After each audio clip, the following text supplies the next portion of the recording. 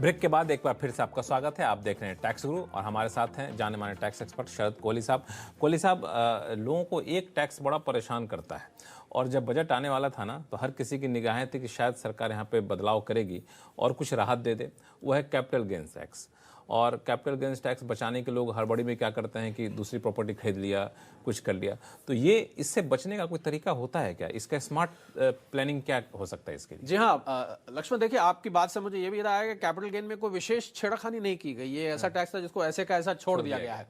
तो क्योंकि छोड़ दिया गया है तो इसके बारे में बात करनी और जरूरी हो जाती है।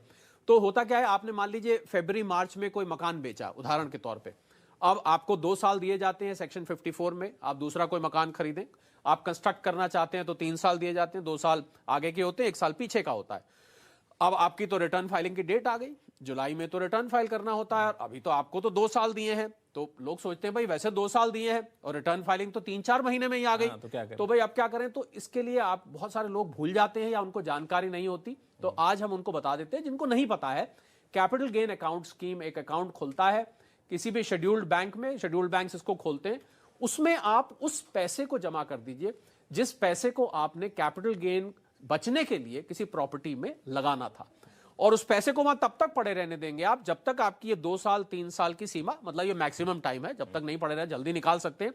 पर इस पैसे को आप निकालिए और निकाल के आप उसको उसमें से वो कैपिटल गेन तब आपका बचाया हुआ माना जाएगा। तो एक तरह से सरकार आपसे एक प्रॉमिस ले लेती है जब आप इस अकाउंट में जमा कराते हैं कि साहब हम सेक्शन 54, 54F वगैरह में, 54B है, 54GB है, इन सब सेक्शन में से किसी एक सेक्शन में हम लाभ लेना चाहते हैं, आपकी तरफ से एक डिक्लेरेशन। इसमें 2-3 सवाल है। पहला सवाल कि इस अलग अकाउंट में हम डिपॉजिट कर रहे हैं तो वो तो जाहिर तौर पर कैपिटल गेंस टैक्स बचाने के मकसद से कर रहे हैं, तो क्या उस डिपॉजिट पे सेविंग अकाउंट की तरह ब्याज मिलेगा हमें? जी हाँ, ब्याज मिलेगा। बैंक में पैसा रखेंगे तो ब्याज तो मिलेगा और ब्याज मिलेगा, और ब्याज बकायदा टैक्सेबल भी होता है। ये भी मैं आपको बता दूं कि बकायदा वो नॉर्मल डिपॉजिट की तरह होता है। और इसमें एक चीज जरूरी लक्ष्मण जाननी जरूरी है कि आपने रिटर्न फाइलिंग की डेट 31 जुलाई है, तो या तो 31 जुलाई से पहले जमा कर दीजिए, या कुछ लोग तो बहुत हमारे टैक्स गुरु देखने वाले दर्शक, मेरे को तो 1-2 ऐसे मिले 1 अप्रैल को रिटर्न फाइल कर देते हैं। जैसे ही फाइनेंशियल ईयर खत्म हुआ, तैयारी करके रखी, तो अगर आपने रिटर्न जल्दी फाइल कर दी है तो फिर उससे पहले आपको ये जमा करना पड़ेगा। अच्छा, एक और सवाल कि मान लिया हमने 25 लाख 30 लाख जो भी पैसा हमने से अकाउंट में जमा कर दिया, हमें जरूरत पड़ गई कुछ पैसे की, हम घर बनाएंगे कि इन्वेस्टमेंट करेंगे, बाद में हम अगर पैसा निकालना चाहे तो निकाल सकते उसमें से? देखिए, पैसा आप वैसे इस अकाउंट में से पैसा निकाला, खाली फॉर्म एक होता है जिसके जरिए अकाउंट खुलता है। इस पैसे का इस्तेमाल लक्ष्मण कायदे से खाली उस पर्पस के लिए करना चाहिए जिस पर्पस के लिए आपने जमा किया है। कैपिटल गेन बचाने के लिए ही होना चाहिए और किसी पर्पस के लिए नहीं होना चाहिए। और लोग भूल जाते हैं। मैंने एक साहब मुझे मिले, उन्होंने अकाउंट खुलवाया और उन्होंने सोचा बैंक में डिपॉजिट है, और 2 साल निकल गए, वो तो भूल ही गए। अब भूल गए, जब आप भूल जाएंगे इसको 2 साल तक वहां पैसा पड़ा रहेगा, सरकार ने तो आपको विश्वास करके दे दिया, तो आपको जो कैपिटल गेन एग्जेम्पशन मिली थी उसको रिवर्स कर दिया जाएगा और उस पर आप पे पेनल इंटरेस्ट भी लिया जाएगा। तो अकाउंट खुलवाइए, पैसा उसमें रखिए, कैपिटल गेंस टैक्स बचाइए, लेकिन भूल मत जाइएगा क्योंकि जो बचाइएगा वो वापस सरकार आपसे ले लेगी, तो इस गलतफहमी मत रहिएगा आप। चलिए अब शुरू करते हैं फिर से सवाल जवाब का सिलसिला। एक सवाल लेते हैं महाराष्ट्र से, जहां अजय जी हमारे साथ फोन लाइन पर जुड़ चुके हैं। अजय जी, क्या सवाल आपके पास? हाँ, नमस्ते सर जी। नमस्ते। नमस्ते कोहली साहब। नमस्ते। नमस्ते अजय जी। हमने एक फ्लैट खरीदा है पुणे में, जो कि मेरे नाम पे है, मेरे माताजी के नाम पे और मेरे भाई के नाम पे भी है। हम तीनों भी इसके ओनर है और हमने इस पे होम लोन भी लिया है जिसमें हम तीनों भी एप्लीकेंट है जी। तो मैं आपको पूछना चाहता हूँ कि अंडर सेक्शन 80C और 24B के तहत क्या हम तीनों भी 100% क्लेम कर सकते हैं? और दूसरा मैं ये सवाल पूछना चाहता हूँ कि एट प्रेजेंट जो है खाली मेरी जो तनख्वाह है टैक्सेबल है जी, और मेरी माताजी की और भाई की एट प्रेजेंट तो टैक्सेबल नहीं है जी। तो इसके रिगार्डिंग हम क्या टैक्स बेनिफिट ले सकते हैं और इसके रेफरेंसेस क्या है? जी हाँ अजय जी, देखिए, क्योंकि मैं जो आपने पहले बाद में बात कही वहीं से जवाब शुरू करता हूं। क्योंकि आपकी टैक्सेबल है तो लाभ तो आपको ही मिलेगा सेक्शन 24 और 80C का, परंतु आपकी माताजी और आपके भाई साहब भी इसका लाभ ले सकते हैं। उनको अपने अपने अकाउंट से ये ध्यान रखिए कि उनके अकाउंट से आउटफ्लो जाना चाहिए। ये नहीं कि पे एक ही आदमी व्यक्ति कर रहा है और बाकी दोनों भी उसका लाभ ले रहे हैं, ऐसा नहीं होता है।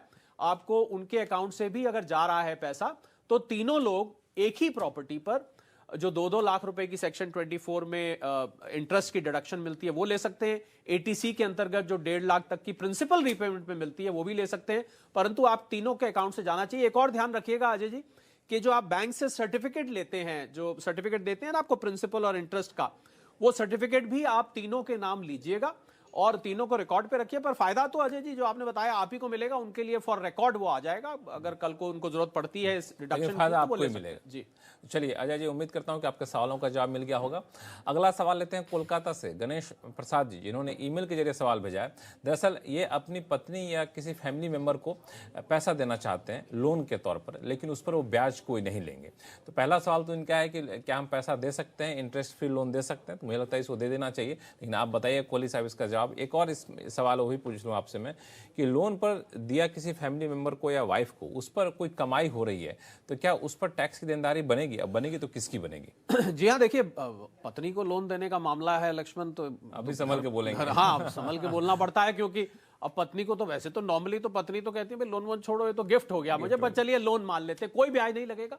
आप पत्नी को या अपने इंटरेस्ट फ्री पर्सनल लोन दे रहे हैं, उस पे कोई किसी फैमिली मेंबर को नोशनल ब्याज नहीं होता। डेफिनेशन क्या होता है, थोड़ा सा संक्षिप्त फैमिली मेंबर में आपके जितने क्लोज रिलेटिव्स हैं, पर्सनल लोन कहते हैं, जैसे आपने आपसदारी में भाई को दे दिया, पत्नी को दे दिया, माता, डायरेक्ट ब्लड रिलेशन हो, बिल्कुल उसको आप लोन दीजिए और इंटरेस्ट फ्री आप दे सकते हैं, कोई ब्याज। पर जब आप पत्नी को लोन देंगे, बार बार जब ये पत्नी को लोन कहते हैं तो मुझे दिमाग में आता है कि वाकई लोन होगा या पत्नी वापस भी करेंगी नहीं करेंगी। तो जब आप पत्नी को लोन देंगे तो उस पे जो वो उस लोन से जो वो कमाई करेंगी, ये ध्यान रखिएगा। मान लीजिए उन्होंने उस लोन के अमाउंट से कहीं निवेश किया, कोई बैंक डिपॉजिट किया, उस पर जो ब्याज आएगा या उस पर जो कमाई होगी वो साहब आपकी इनकम में जाके जुड़ जाएगी। सेक्शन 64 के क्लबिंग प्रोविजंस इन 3 रिश्तेदारियों पे लक्ष्मण लगते हैं, पत्नी पति पे, और daughter in law father in law यानी कि ससुर और उनकी बहुरानी पे, और माइनर चाइल्ड। ये 3 रिश्तेदारियां ऐसी हैं जहां पर आपने अगर कुछ दिया और उससे कमाई हो रही है तो सेक्शन 64 के अंतर्गत आपकी इनकम में वो क्लब हो जाएगा। लेकिन आपने कमाई पर तो टैक्स की बात कर दी, मान लिया कोई नुकसान होगा तो सेट ऑफ भी तो कर सकते हैं कहीं पे। नहीं, नुकसान होता है तो दोनों तरफ बात चलती है, बिल्कुल। अगर नुकसान हो गया तो सेट ऑफ भी होगा, अगर इनकम में जुड़ रहा है। जी तो चलिए, तो ये इसका ख्याल रखिएगा। आप लोन दे सकते हैं अपने ब्लड रिलेशन में अपनी पत्नी को, और इंटरेस्ट फ्री लोन दीजिए। अगर कमाई होगी तो उस पर टैक्स की देनदारी बनेगी और टैक्स आपको चुकाना होगा, इस बात का खास ख्याल रखें। इसीलिए लोन जब दे दें तो बीच में पूछते रहना चाहिए आपने कुछ इसमें कमाई तो नहीं की है। चलिए, सवाल कई सारे आ रहे हैं, लेकिन फिलहाल वक्त है छोटे से ब्रेक का। ब्रेक के बाद बात करेंगे जीएसटी से